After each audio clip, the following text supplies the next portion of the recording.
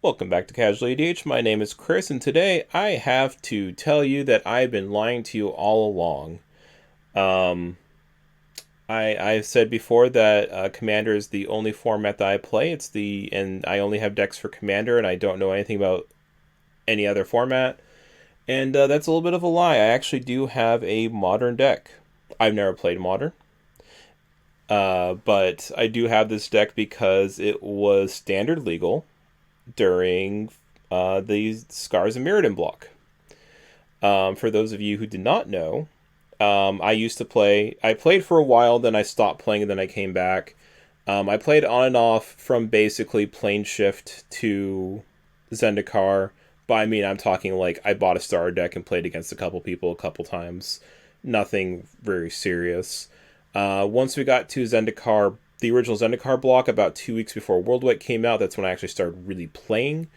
And then I stopped playing about 2 weeks before the Nyx set from Theros. I don't remember the name of it.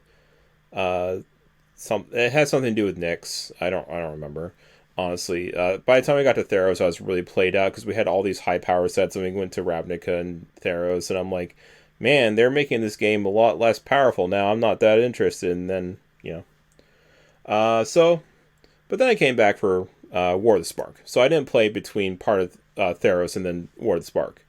However, what happened was I also sold all my cards during that time. So all the cards I had up through Theros block, I sold, except for this deck apparently, because what happened was this deck was not worth anything. It had no card value in it. It was a joke deck I made for a standard. It did really badly, but I never took it apart because I still thought it was fun.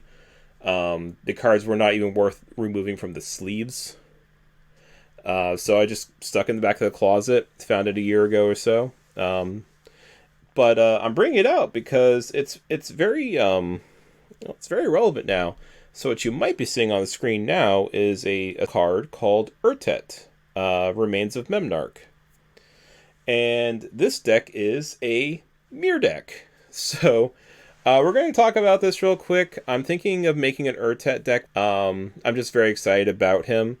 So I'm going to go ahead and just go through this deck while I'm talking about him, because it's got some good stuff. There's a lot of people who are talking about the Myr decks, but I haven't heard some of the, like, there are certain cards from like this deck specifically that I'm like, that should really be in a Myr Commander deck that people aren't really talking about. So actually, the first cards here are the side deck. So we're just going to talk about that first. Couple Myr Propagators, nothing too special there. They're 3-tap, put a token that's a copy of Myr Propagator on the battlefield, which means they basically just keep assembling new copies of themselves. For Standard, that's really awful. I don't even know why it was in the sideboard. But for Commander, you can generate a lot of mana, and that's something we're going to talk about with this deck, so that's actually not too bad. Couple Myr Battle Spheres, of course. That's a game finisher for Myr. Couple Hover Myr. You never know when you're going to want to attack someone in the air. We have Gold Myr. You're going to find out this is actually a, quote, mono-white deck, although I think it has like one white creature in it. The rest of them are just Myr. So that was just a way to get mana out. We have some Indestructible Myr, which if you are building the Urtet deck, definitely put Darksteel Myr in there. I was really fond of Pristine Talismans, so those are in the sideboard just in case. I need to get some life gain in the game. And then for some reason another Gold Myr. I'm not even sure this is 15 cards. Guys, I might not even know how to play Standard, let alone Modern. I don't know. It's been a long time. This was literally made back in, like I said, it was literally made back in Standard. So this is like, what, a 10-year-old deck or something? Alright. So, Myr Reservoir. Tap, add 2 to your mana pool, spend this mana to cast Myr spells or activate abilities of Myr. This will not work that great with Urtet other than to cast him, because his ability does require Wooburg, and so you can't really use 2 generic mana to activate the ability, but you can use it for other Myr, and there's one I'm going to talk about in here that this could be really useful for. So I'm surprised that Myr Reservoir hasn't been kind of going up as well when people are talking about like Myr Matrix and Myr Turbine. It does have a secondary ability though. You can pay 3 and tap it to return a Myr card from your graveyard to your hand. Since you are playing Myr Tribal, sometimes, you're just going to need to get your Myr back. So, all in all, this is definitely a card you're going to want to put into a deck like that. Plague Myr. Since Urtet gives your Myr +1/+1 counters, this is both a source of mana and a source of infect, and it can actually be pretty deadly when you're starting to get into that kind of thing. Palladium Myr just adds to your mana pool, but he is a 2/2. He is a 2/2 for 3, which isn't bad. Steer Overseer is one of the few non-Myr creatures that are in a deck. It does put a +1/+1 counter on each artifact creature you control. I'd still think that you'd want to put it into a +1/+1 counters matter Myr deck because it gives +1/+1 counters. We talked about Darksteel Myr already. We talked about Steel Overseer, Plague Myr. This one right here, Myr Galvanizer. This is one that I think is going to be critical for an Urtet deck.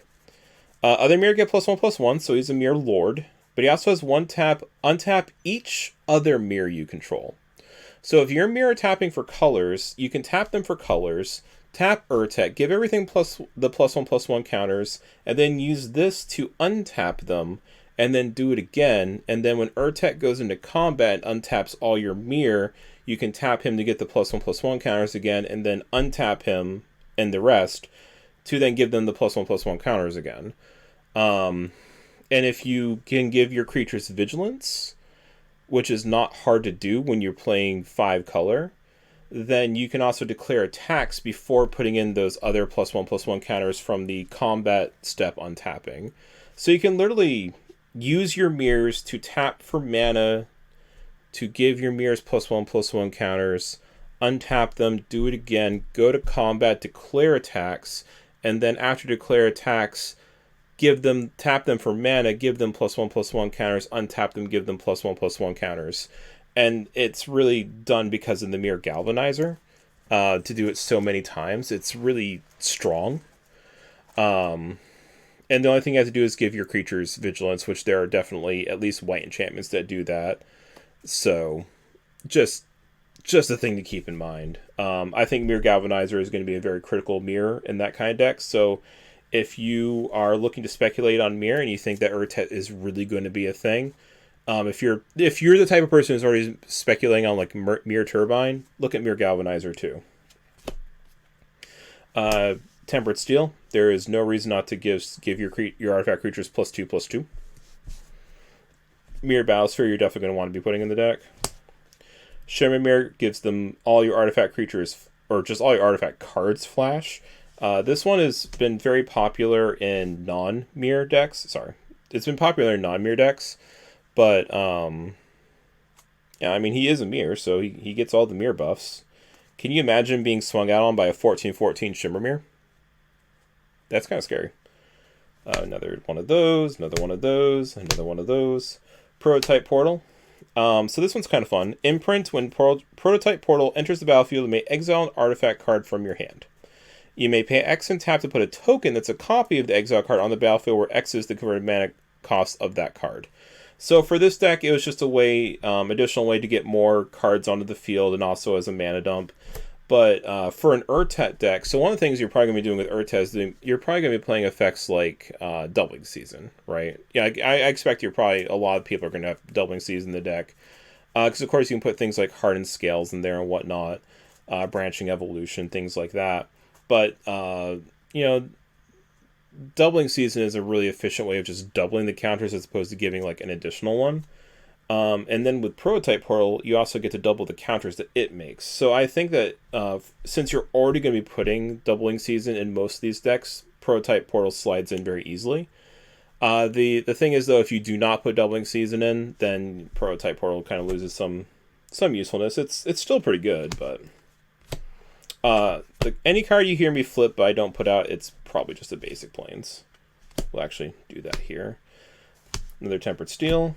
Another Steel Overseer.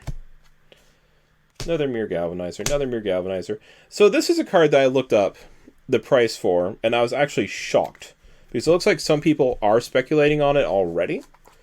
And I know, like, from a couple months ago, this card was worth maybe, like, $3 or $4, as was. But at the time of recording, when I looked this up, these game day Myr Superions are like $34 or the lowest you can find. They weren't selling for $34. It's just everyone bought them up, like bought them out of availability on the sites that I checked, which were like eBay and TCG Player, up to that point. So I was seeing sales for like $10, $15, $20, $25, basically right up to that $30-$35 point, and then they stopped. So now like, all the cheapest ones are now $35. So keep in mind when there are buyouts and things like that, just because you see that the cheapest cards available are a certain price, it doesn't mean that's what people are actually paying for them. That just means that's where people stopped paying for them. So keep that in mind. But these game day ones are super nice. I do have one more. I'm just going to go ahead and put it out right there. I really like them. I'm not going to get rid of mine at all. I'm not going to get rid of any cards in this deck. The only way I'm going to take cards out of this deck is if I do build the Urtet deck, just to put these ones in them. Another Overseer. So this is, I'm pretty sure, the only white creature in the deck, and it is one that you might want to consider if you are building the Urtet deck. Indomitable Archangel. Let's put it over here so it's not in the light.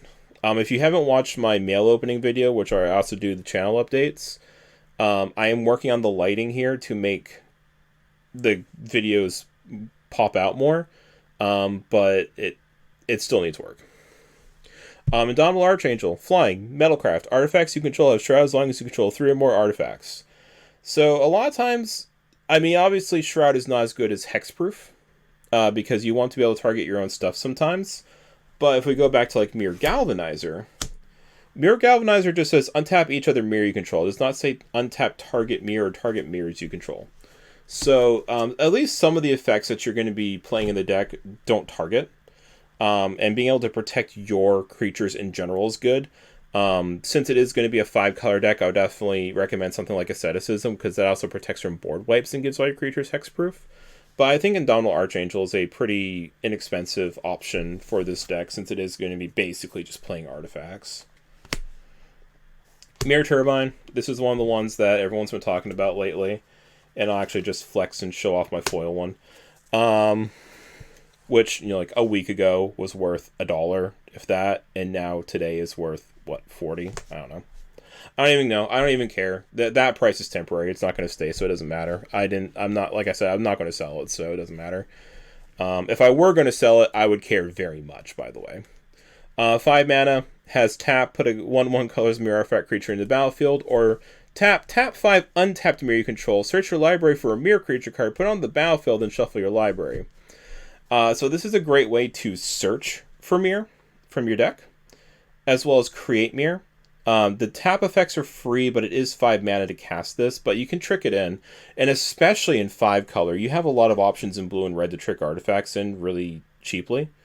Even if you just do like a Trash for Treasures or something, right? And the thing is, your commander makes Myr tokens, and then you're also playing other Myr on top of that.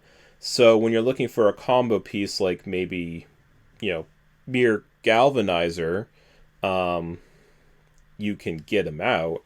And the best part is you can get him out and then immediately use him if he has haste, because all of your Myr that you tap to get him out are going to untap during a battle anyways, because of Urtet's ability. And then you can either, you know, you can do shenanigans, and that's the point. You have Myr. You want to be doing shenanigans with Myr. That's the whole point of the deck. This is never going to be a competitive EDH deck, but it's going to be a heck of a lot of fun. We have another Myr Reservoir, another Palladium Myr. So I think at this point, well, I was just about to say, I think at this point we've seen all the unique ones cards, but we have not seen Mirrorworks. Mirrorworks is whenever another non-token artifact enters a battlefield under your control, you may pay 2. If you do, put a token that's a copy of the artifact onto the battlefield. So even if you're not playing Doubling Season, this would be good. But if you're playing Doubling Season, it becomes really good. The thing about Myr is Myrs generate a lot of mana. So this gives you an outlet for mana while producing more Myrs. And then with Doubling Season, you produce even more Myrs. So if you are going to play an Urtet deck, I do recommend Mirrorworks. Even if you aren't playing Doubling Season, I do recommend it, unlike the Prototype Portal, which you could still play, and I kind of recommend it, even if you're not playing Doubling Season, but gets more degenerate with Doubling Season. Like, I'm talking like this is an S class a recommendation, whereas the other one's like a B class recommendation. Hovermere. Nope. Just a 1/2 flying vigilant boy. Um, sometimes you just want your Myr to fly over and punch people really hard. That's fine. Another turbine. Another palladium Myr. Another prototype. Darksteel. I talked about Darksteel when I was talking about the sideboard. Just gives you an indestructible boy. Very good for this deck, especially since you're going to be going heavy combat. All right. So that's it. I just want to go over the deck because I just found it ironic that this deck that was worth the 60 card deck plus sideboard was at one point worth like $20, and now just in Myr turbines by themselves it's worth like 100 or something. I mean, whatever the current price is. Again, I'm not 100% sure, and that's not even talking about like the Myr Superions and things.